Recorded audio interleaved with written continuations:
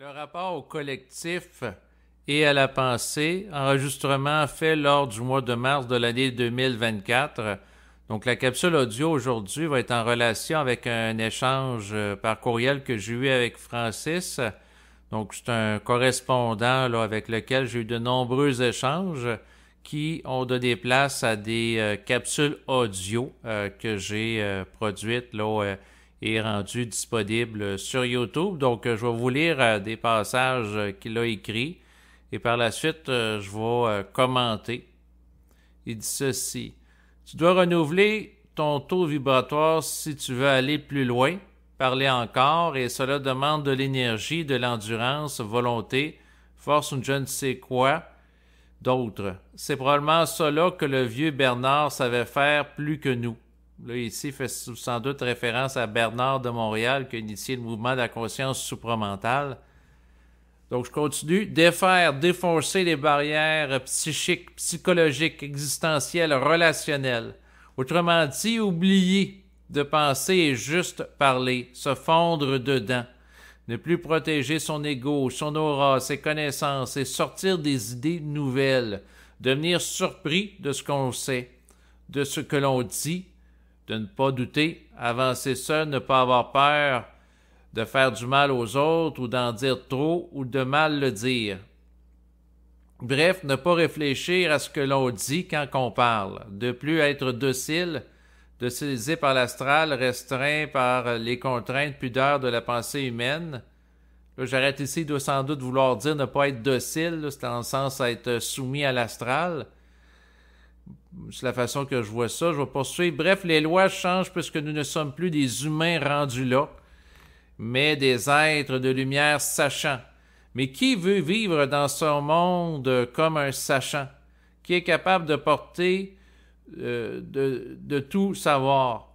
Donc, j'arrête ici. C'est sûr que quelqu'un qui sait des choses au niveau occulte, c'est pas nécessairement agréable à supporter. C'est entouré de gens inconscients qui ne savent pas ces choses-là et qui ne peuvent pas intégrer ces choses-là car n'ayant pas la contenance psychique requise.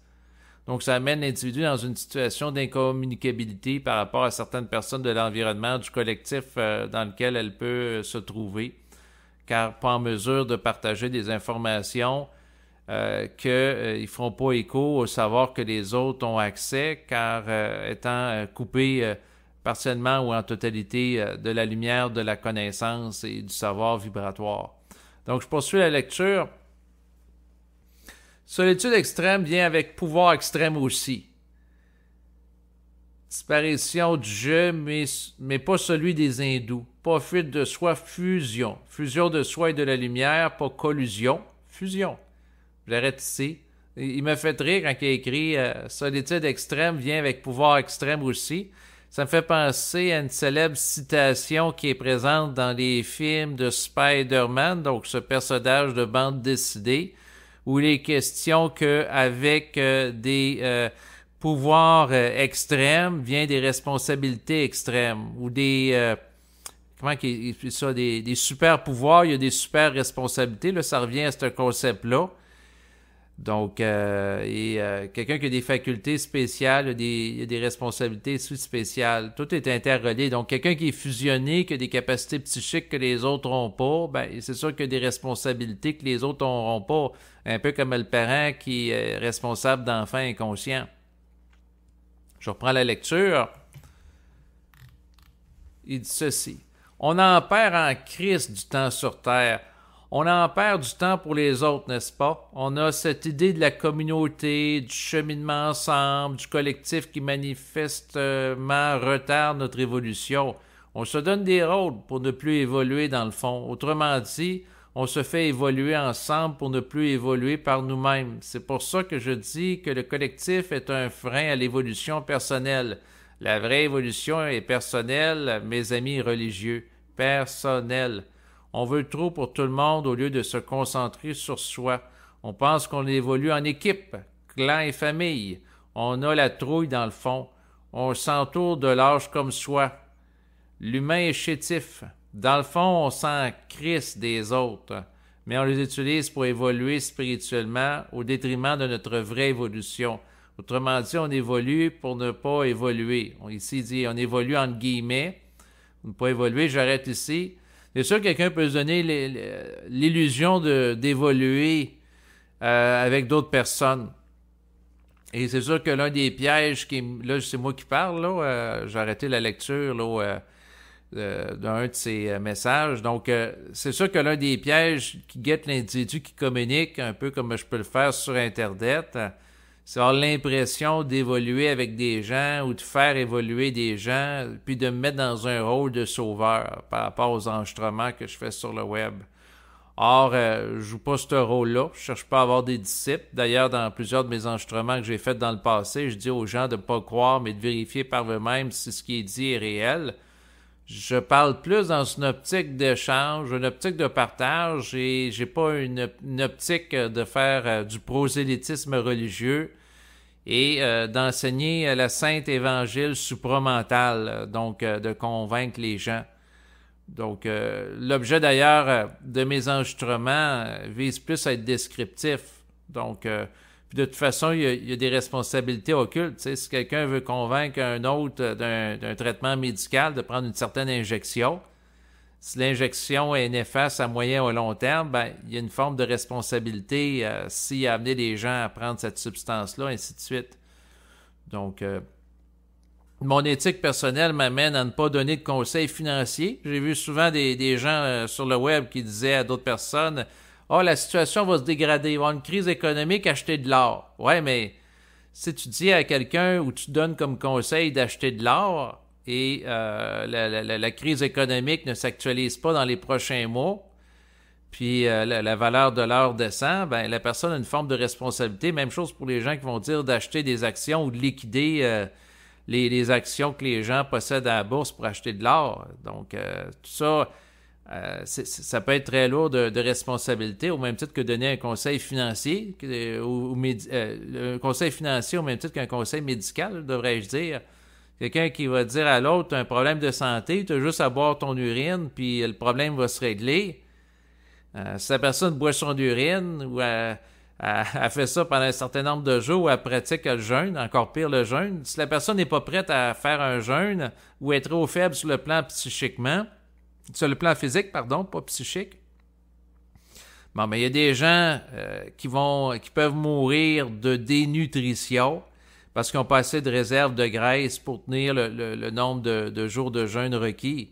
Donc, quelqu'un qui s'apprête à faire un jeûne de 40 jours, puis la personne est déjà maigre comme un squelette, ça risque de pas être évident, là. Donc, il y a des gens qui vont faire la promotion du jeûne, alimentation végétarienne, de différentes choses sur le web. Et s'ils cherchent à imposer ça, ben c'est lourd de responsabilité. Donc, en ce qui me concerne, en tant qu'individu, je ne demande pas aux gens de me croire, puis en fait, en lien avec la question de l'évolution dans le rapport au collectif, en lien avec son propos. Donc, lui, il dit que l'idée de cheminer ensemble, de faire évoluer le collectif, ça retarde l'évolution. En fait, ça peut être très retardataire, en effet, si la personne, dans le fond, va chercher à faire du social au nom de l'évolution puis se donner l'illusion qu'elle avance. C'est pas parce que la personne discute avec d'autres personnes de conscience sur le web que ça veut dire que ça participe automatiquement à une montée en vibration. Certes, dans certains cas, le collectif peut être utile. D'ailleurs, il y a des gens qui, par exemple, ont arrêté de prendre la drogue, qui ont des problèmes de dépendance aux jeux d'hasard. Et là, ils vont aller à des rencontres. Prenons par exemple le mouvement des alcooliques anonymes. Bon, ben, ça peut être utile pour quelqu'un qui arrête de prendre de l'alcool, d'aller à des rencontres, faire des partages, discuter avec eux en groupe et se sentir soutenu par le collectif. Donc, à un certain niveau de développement, pour maintenir la sobriété et de ne pas retoucher à l'alcool ou de retoucher à la drogue, ça peut avoir une utilité. Par contre, ce qu'il faut toujours mettre en contexte, c'est que ce type de collectif a des limites parce que fréquenter un groupe d'alcooliques anonymes ou d'autres formes de groupes à caractère thérapeutique, ça ne permettra pas nécessairement à l'individu d'accéder à une conscience vibratoire. Quoique la personne, si elle fréquente un groupe de soutien pour se libérer de la dépendance aux jeux compulsifs ou de la consommation d'alcool ou de drogue, c'est pas nécessairement sa visée. Il faut toujours contextualiser les choses. C'est pas nécessairement son objectif. Mais c'est sûr qu'au niveau dans le rapport avec le collectif, la conscience individuelle ou supramentale, c'est une affaire d'abord individuelle. Toute personne qui dit « je vais aller participer à un groupe pour parler de conscience », dans l'optique que ça va me permettre d'évoluer, c'est plus un mouvement d'ego.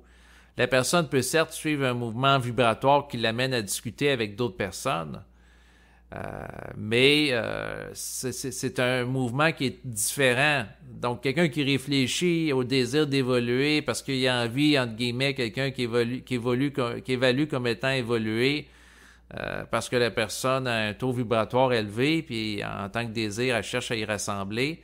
Ça, c'est un piège de l'ego qui se compare à autrui, qui est dans une dynamique psychologique de la comparaison. Mais bref, pour se détacher du collectif, oui, souvent les gens veulent trop pour les autres. Donc, ils veulent amener les gens à évoluer, puis là, ils deviennent des petits maîtres de spirituels de d'autres personnes en leur disant quoi faire, quoi ne pas faire, puis là, ils tombent dans de la moralisation. C'est un des pièges qui guette tout individu qui fait de la diffusion sur le web, c'est clair. Ou qui veut parler de conscience, c'est sûr. Il va continuer à lire et à commenter son propos. Il dit « On s'affait à croire des affaires. Pas étonnant que les forces nous coupent et nous coupent quand elles jugent que c'est assez. On ne veut donc pas évoluer parce qu'on les perd tout au niveau de nos égos. La personne qui me dit qu'elle veut évoluer, je l'emmerde. Elle ne sait pas de quoi elle parle. C'est comme une personne qui dit qu'elle veut gagner 10 millions à la loterie. Elle ne sait pas de quoi elle parle. Elle ne connaît pas l'expérience d'être riche et de se faire arnaquer, quémander, gérer les gens malades autour de soi qui ont besoin d'argent pour se faire soigner ou étudier, placer son argent, prendre des risques ou se cacher. Bref, les gens se font des histoires. Je me fais des histoires, on se fait des histoires. On est conditionné à contrôler nos vies. On n'a aucune confiance dans ces forces-là. J'arrête ici la lecture. C'est sûr que quelqu'un peut vouloir être multimillionnaire, mais il n'a peut-être pas la conscience des implications que ça a. Souvent, on voit le côté qu'on veut bien voir par rapport à quelque chose qu'on désire, mais en réalité, il peut y avoir des côtés négatifs très présents. Puis des fois, ça peut être plus désastreux qu'utile, dans le sens que quelqu'un qui va gagner 10 millions de dollars à la loterie, ça se peut que ça détruise par la suite tous les liens qu'il y a avec les membres de sa famille parce que il va y avoir des conflits qui vont se créer. Si la personne veut garder son argent, puis là, il y a des membres qui lui quémandent de l'argent, puis là, elle ne veut pas leur donner, il y en a peut-être qui vont lui dire, ben tu vas me donner de l'argent ou sinon on se voit plus, et ainsi de suite. Ou elle peut se faire voler de l'argent par des membres de la famille ou exploiter. Donc, alors qu'elle avait des relations équilibrées au préalable ou relativement harmonieuses. Donc, des fois, l'argent fait ressortir le pire au sein d'individus.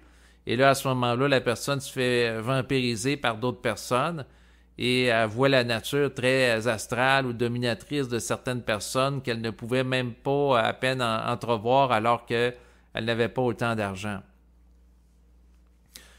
Bref, des fois, dans certaines situations, avoir de l'argent, ça empire le rapport aux autres. Faut pas le sous-estimer.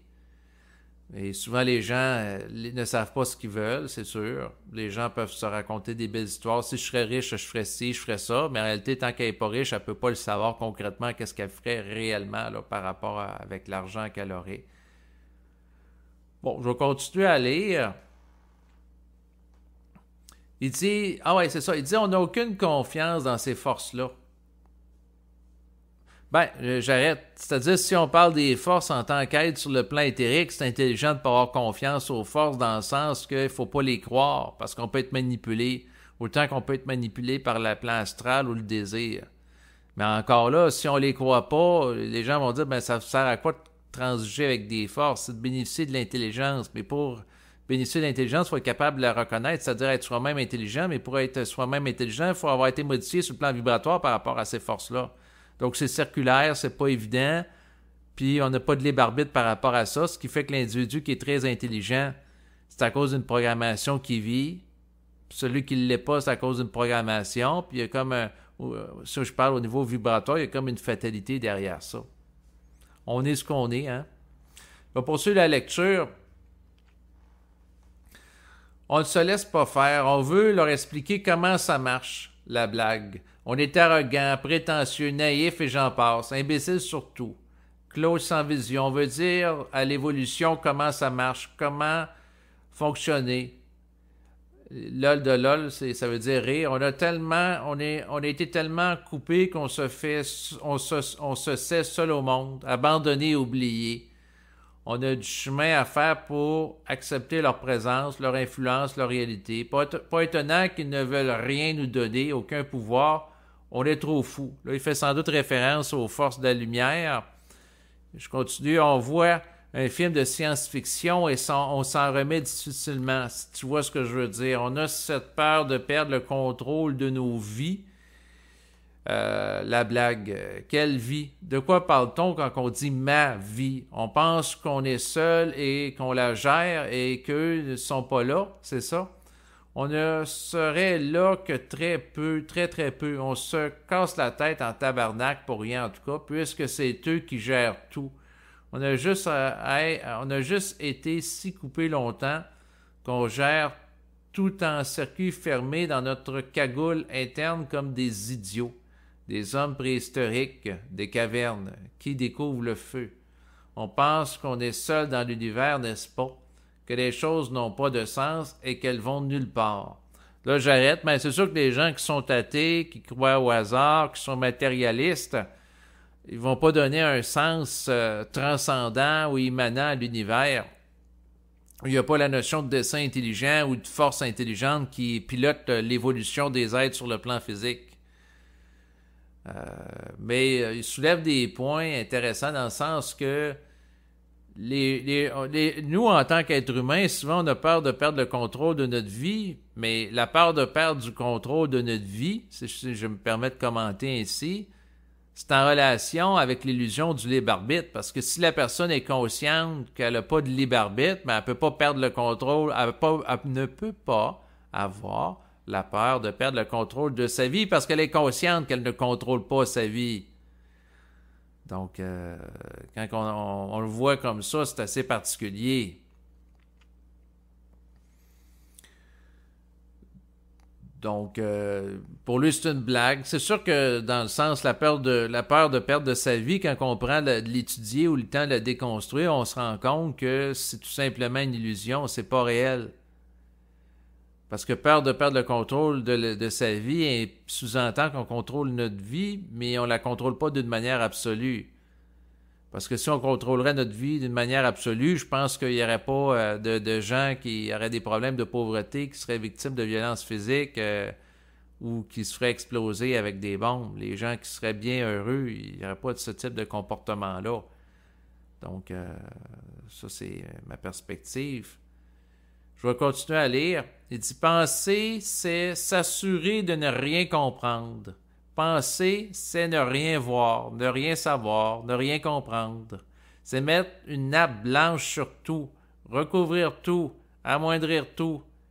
Chétifs sommes-nous. » J'arrête ici. Des fois, j'aime pas son propos parce que j'ai l'impression qu'il y a une forme de mépris par rapport à l'être humain ou l'individu en voie d'évolution en disant qu'il est chétif, il est faible, etc. Certes, l'être humain a des faiblesses, mais ne doit pas être méprisé en tant qu'être en voie d'évolution ou qui a un potentiel. Donc, il est sévère. Je trouve qu'il porte... Francis, s'il m'écoute présentement, je trouve des fois qu'il porte un jugement sévère par rapport à l'être humain, un jugement qui est dur, un regard qui est exigeant. Et on ne peut pas exiger la perfection de l'être humain, donc bien qu'il soit perfectible, compte tenu précisément du fait qu'il n'y a pas de libre arbitre. Puis dans un sens, la critique est vaine. C'est comme par exemple si on critiquerait un enfant de ne pas être capable de faire de la physique quantique et des équations mathématiques complexes, alors que l'enfant est encore au premier stade du babillement, puis il n'est pas capable de parler. Il faut y aller étape par étape.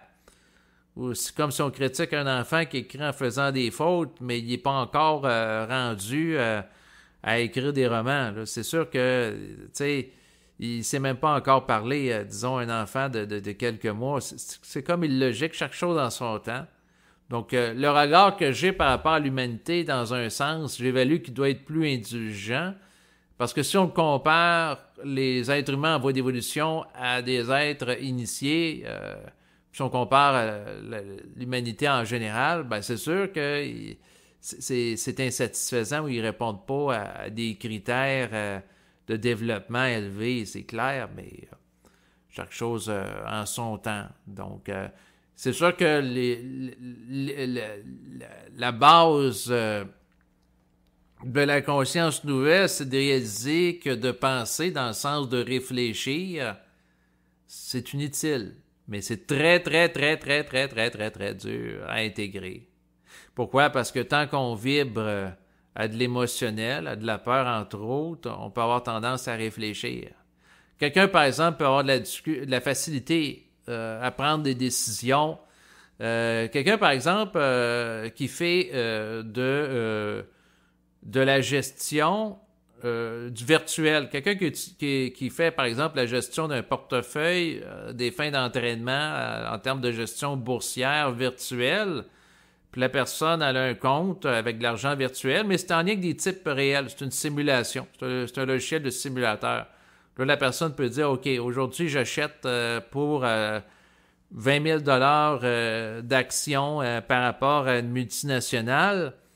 Et bon, quelques jours après, la valeur de l'action est à la baisse. Bon, c'est une simulation virtuelle. La personne, elle ne vibre pas autant émotivement que si le 10 000 ou le 20 000 qu'elle prend fond en 3 000 là, quelques jours après, parce que l'entreprise vit une crise, étant donné qu'il y a un scandale qui a éclaté par rapport à elle. Et là, dans les médias, on parle d'elle comme étant mauvaise et son image est ternie. Donc, les investisseurs veulent se retirer d'elle, veulent tout liquider leur stock d'inventaire d'actions. Donc, en simulation, ça affecte moins émotivement, mais si c'est de la vraie argent, c'est une autre paire de manches. Ou ça me fait penser à une personne qui va aimer jouer au Monopoly, elle prend beaucoup de risques, elle va hypothéquer des terrains pour faire construire des maisons, pour faire construire des hôtels, mais dans la vie, elle prend aucun risque au niveau financier en termes d'investissement. Donc, pourquoi? Ben, des fois, les gens sont plus audacieux dans le virtuel que dans le réel. Donc, la raison, ben, c'est quand c'est le réel sur le plan physique, c'est plus lourd de conséquences. Et les gens peuvent avoir tendance plus à se réfléchir, alors que dans le jeu, elle est plus spontanée. Elle ne vibre pas à la peur, elle prend des décisions, puis des fois, elle fait beaucoup d'argent parce que quand elle joue au Monopoly, le but, c'est par rapport à ce jeu de société, c'est d'en venir au monopole, c'est-à-dire tout posséder les terrains, tout posséder les maisons, tous les hôtels.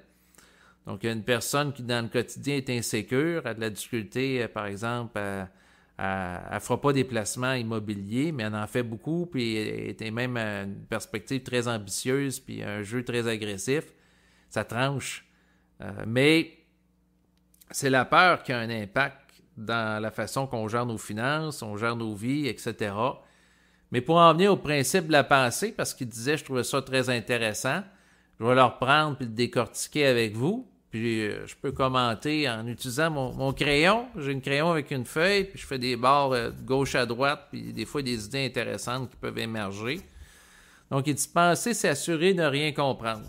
Ce que ça me dit, c'est la pensée, c'est la pensée réflexive, c'est de la désinformation.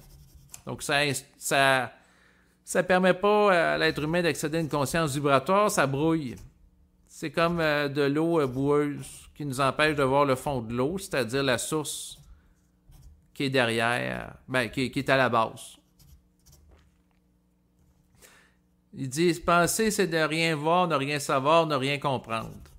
Ce que ça me dit, c'est que penser, c'est une forme d'aveuglement. Réfléchir, c'est une polarisation de l'ego qui l'empêche d'être à l'unisson avec une compréhension actualisée en son sein du multidimensionnel. Ensuite, il dit, c'est mettre une nappe blanche sur tout, recouvrir tout, amoindrir tout. Donc, la pensée, dans un sens, ça rend les choses occultes, ça voile. La réflexion voile le réel. Penser, c'est mettre des formes entre soi et le réel, plutôt que de saisir la réalité dans son essence énergétique. Bon. Donc, c'était des considérations par rapport à la pensée et également là, le rapport collectif qui était l'objet de cet enregistrement. Donc, je vous ai partagé là, des propos tenus par rapport à ça là, que m'a partagé Francis de Montréal, donc que je salue et que je remercie. En ayant le crayon à la main, je vais regarder s'il émerge en moi d'autres idées en lien avec les sujets à aborder. Ah, ce que ça me dit, c'est que tant que l'individu s'identifie au collectif, il va réfléchir. La pensée réflexive et collective vont de pair. Parce que c'est des façons où l'individu se relie à des éléments extérieurs, comme par exemple la pensée, réfléchir, c'est qu'on prend un élément qui émerge, une idée, puis on en fait une mémoire qu'on va traiter, qu'on va remâcher. Le ciment de la collectivité en termes de croyances et de valeurs culturelles, c'est en relation avec l'activité de la pensée réflexive. La pensée réflexive est comparable à une toile d'araignée. Plus on remâche les mêmes idées, plus qu'on s'enlise dans la toile, plus on est piégé par elle, puis plus c'est difficile de s'en sortir. Plus on devient rigidifié, fossilisé. Et le cumul de pensées mémorielles associées à un collectif englue les individus liés à ça dans une toile réflexive associée à des consensus d'individus appartenant à une collectivité qui vont donner de l'importance.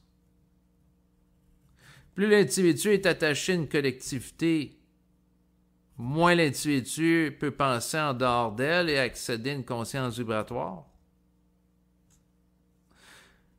Ce que fait éclater la pénétration de l'énergie de l'esprit au sein de l'individu qui l'amène à connaître une réinvention de lui-même, une conscience créative, ce que ça fait, c'est que ça fait éclater des formes qui le lient au collectif.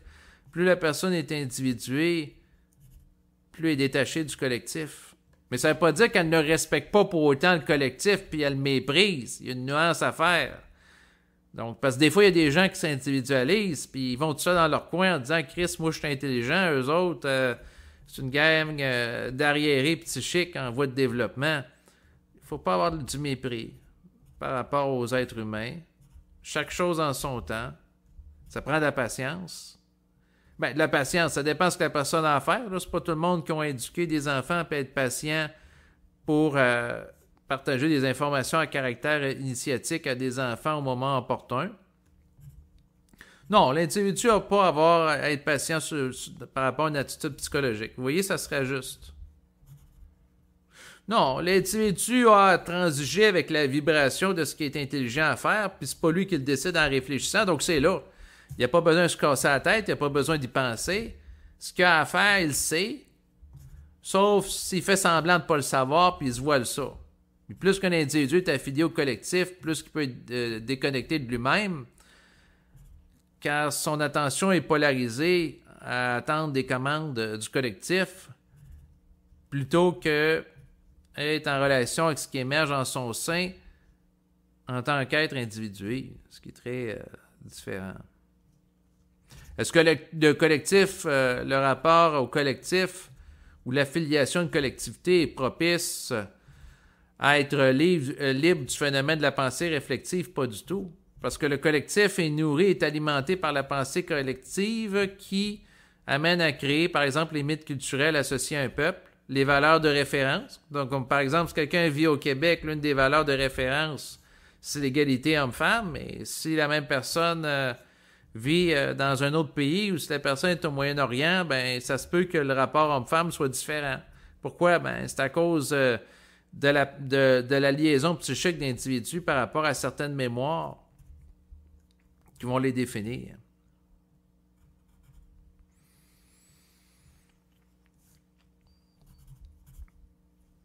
Ben, la conscience supramentale, c'est une sortie individuelle d'une appartenance à une collectivité. C'est la mise à fin des différents liens qui unissent l'individu au collectif, non pas parce que l'individu méprise le collectif, mais parce que l'individu ne peut pas en faire autrement parce que sans ça, ça bloque ces liens-là, son expression énergétique, ça bloque le réel de son être dans son expression. Puis ça devient un retardataire pour lui d'être lié à un collectif. L'individu conscient aussi peut avoir à composer avec un collectif, dans le sens que quelqu'un peut, au niveau psychique, être détaché d'un collectif, puis être capable, pareil, d'interagir avec des gens sur la rue, puis de les saluer, là. Sinon, pour ce qui est du rapport de l'évolution par rapport au collectif, est-ce qu'il y a d'autres éléments à rajouter? Je regarde qu'est-ce qui émerge. L'évolution vibratoire au second niveau du passage d'une conscience astralisée à une conscience supramentale n'a aucun rapport avec le lien au collectif et dans le fond, quelqu'un ne peut pas s'affilier à d'autres personnes pour évoluer dans cette perspective-là. Si quelqu'un s'affilie avec d'autres personnes en croyant que ça favorise son évolution individuelle d'être lié à du collectif, il ne réalise pas la contradiction fondamentale dans laquelle il s'installe. Par contre, l'individu peut convenir vibratoirement qu'il a composé avec d'autres personnes, mais compte tenu de son évolution individuelle, ce qui est plus subtil. Mais ça ne sera jamais pour se rallier à des valeurs collectives, des croyances, un récit commun, à une idéologie, à une doctrine. L'individu nouveau qui bénéficie d'une conscience supramentale et par-delà la doctrine et l'évolution ne se refera pas avec un nouveau cadre politique. Ce n'est pas l'émergence d'un nouveau parti politique. Ce n'est pas l'émergence d'une nouvelle idéologie ou d'une nouvelle philosophie qui va permettre à cet être-là, en y adhérant, en étant soumis à ces formes-là, d'être libre de la forme, naturellement. L'individu nouveau, c'est un destructeur de forme. Mais qui compose avec un vide plein, qui l'amène à se savoir dans l'instantanéité du moment présent, par-delà l'appartenance qu'il pouvait avoir dans le passé au collectif, et par-delà également de la pensée réflexive. Donc, c'est un être qui est continuellement en émission vibratoire plutôt qu'un remorcheur, un ruminant psychique. On a des vaches qui sont des ruminants qui vont ruminer. Donc, on a des fois des vaches qui vont manger de l'herbe, remâcher l'herbe.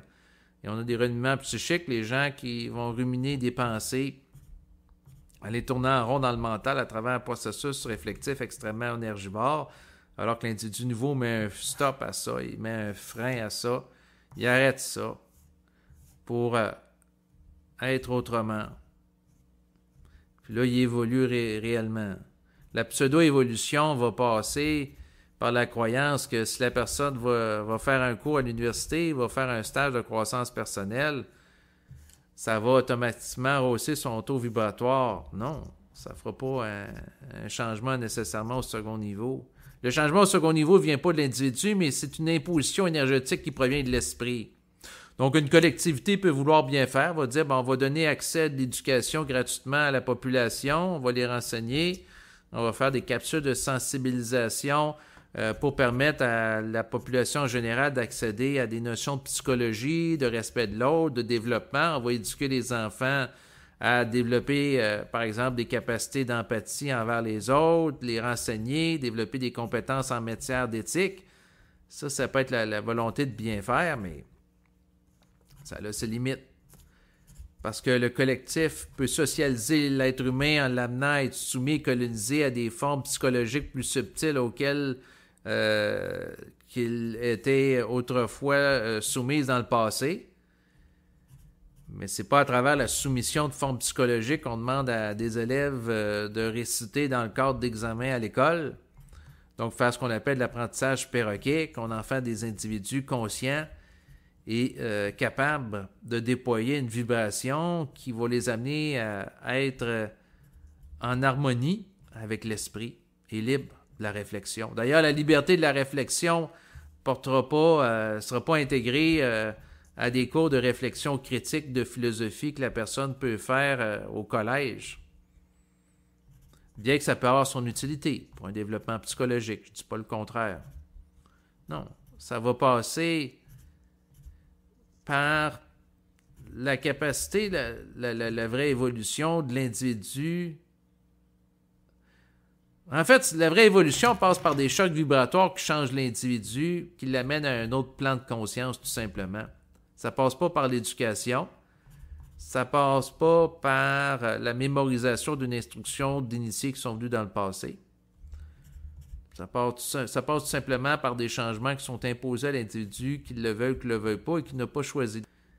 Ce qui peut libérer l'individu d'une matrice planétaire qui l'assujettit au plan astral en termes de structure énergétique, c'est le fait qu'il va devenir progressivement assujetti à la matrice de l'esprit. Là, il y a des gens qui n'aimeront pas ça, parce que les gens vont dire, mais non, il se libère en étant plus conscient. Oui, mais il se libère d'un système pour mieux rejoindre un autre système. La nature a horreur du vide.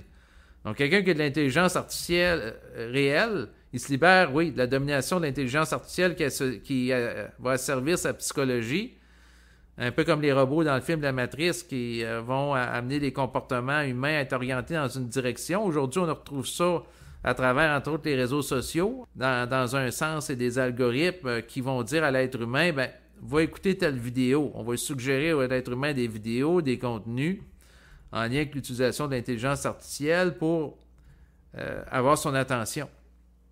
Le plan astral fait la même chose.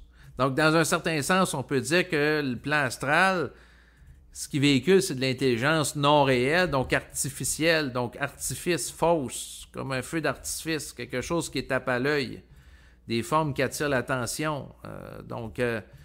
L'intelligence artificielle est liée à une forme de mécanicité psychique qui se traduit sur le plan physique à travers l'intelligence des algorithmes et de programmes informatiques qui sont mécaniques.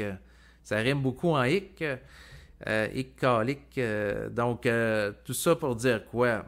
Ben, c'est à l'individu, j'allais dire de sortir de la mécanicité comme Néo dans le film La Matrice, mais c'est trop facile à dire. Si l'individu sort d'une matrice, d'une structure énergétique, c'est parce qu'il est sous influence d'une autre structure énergétique qui l'amène à sortir de cette structure énergétique-là. Ça, c'est un enjeu que les gens doivent réaliser.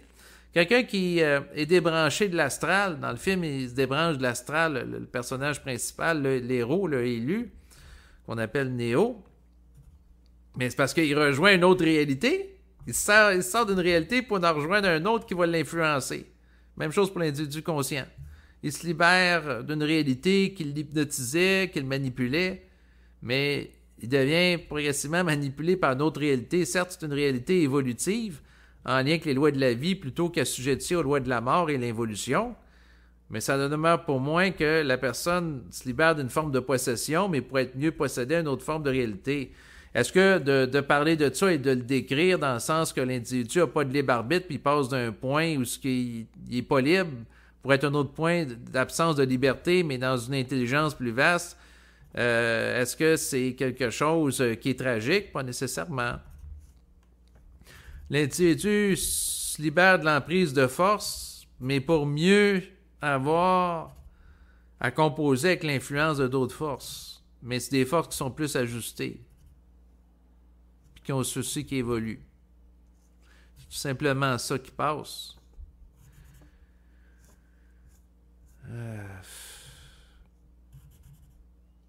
Bon, en lien avec tout ce qui est dit, puis en revenir à la thématique pour conclure l'enregistrement, parce que ça fait un bon bout de temps que je parle, l'individu conscient de lui-même n'est conscient qu'il est comme un canal qui a de l'énergie qui passe à travers lui. Puis l'énergie astrale est remplacée par l'énergie du plan éthérique avec le temps, s'il a à vivre le processus de conscientisation. Et plus qu'il devient conscient, puis plus qu'il est libre du collectif de l'humanité, mais plus qu'il devient sous l'influence du collectif du plan éthérique qui est par-delà le plan physique. Et il accède à un niveau de compréhension différent de sa vie. Il est libre de la pensée pour mieux devenir un foyer de rayonnement d'énergie vibratoire et est une courroie de la transmission de l'esprit sur le plan physique. C'est tout simplement ce qui se passe. C'est comme de dire que quelqu'un passe d'une conscience lunaire à une conscience solaire. Donc, il sort d'un principe d'absorption puis d'être un éponge du collectif pour être mieux, pour devenir un meilleur foyer de rayonnement, un peu comme un soleil. qui va rayonner à une fréquence vibratoire distincte que celle qu'il dégageait au préalable. Mais toujours le vecteur d'une fréquence vibratoire, au lieu d'être une antenne satellite relais du plan astral, il devient un foyer émetteur d'énergie éthérique. Mais il rayonne tout le temps d'une énergie. C'est ce qu'il doit réaliser. Bon, sur ces considérations, je vais arrêter l'enregistrement. Je vous remercie de l'écoute, et en particulier Francis qui m'a écrit des textes au fil du temps, puis là, je vous en partage là, dans le cadre d'enregistrement de certaines brides. Donc, merci beaucoup. À bientôt.